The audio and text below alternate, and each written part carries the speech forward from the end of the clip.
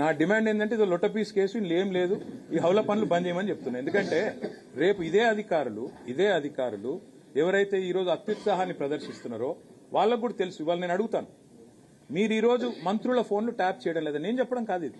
కోమటిరెడ్డి వెంకటరెడ్డి గారు, ఒక మంత్రి గారు, ఉత్తమ్ కుమార్ రెడ్డి గారు కొంతమంది జర్నలిస్టులతో మాట్లాడుతూ మా ఫోన్లు మాట్లాడలేకపోతున్నాం మేము, మా ఫోన్లు వింటున్నారు అంటే ఆ జర్నలిస్ట్ గారు ఒక కథనం రాసినారు. ఇంతవరకు ప్రభుత్వం దాన్ని ఖండించిందా? పోలీసులు ఖండించారా? ఇవాళ మంత్రుల ఫోన్లు వినడం లేదా?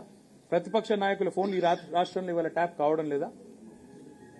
బ్రదర్, నేనేమంటున్నా అంటే వాళ్ళకు కూడా తెలుసు, పోలీసు వాళ్ళకు కూడా, ఇది కేవలం వాళ్ళు బలి పశువులయ్యే ఒక కార్యక్రమం, రాజకీయ క్రీడలో. మీరు మొన్న ఒకటి గమనించండి, మీరందరూ జర్నలిస్టులు,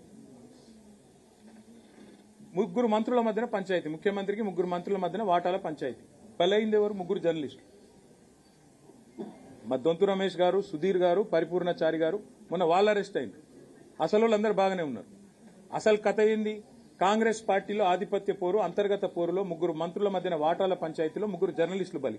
అదే పద్ధతుల్లో ఇప్పుడు ఈ ఫోన్ ట్యాపింగ్ వ్యవహారంలో కూడా ఈ దిక్కుమాలిన రాజకీయ క్రీడలో, ఈ వికృతమైన క్రీడలో రేపు బలు పశువులయ్యేది అధికారులు.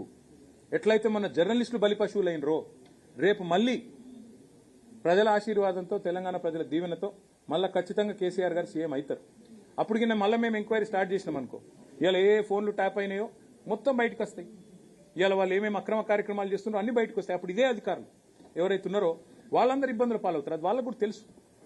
అందుకే నేను అడుగుతున్నా, చెప్పమనండి వాళ్ళని. ఇవాళ ఈ రాష్ట్రంలో రేవంత్ రెడ్డి ప్రభుత్వం ఫోన్ ట్యాపింగ్ చేయడం లేదా? ఒక్క అధికారం చెప్పమండి బయటకు వచ్చి, నేను చూస్తా. ధైర్యంగా చెప్పమనండి.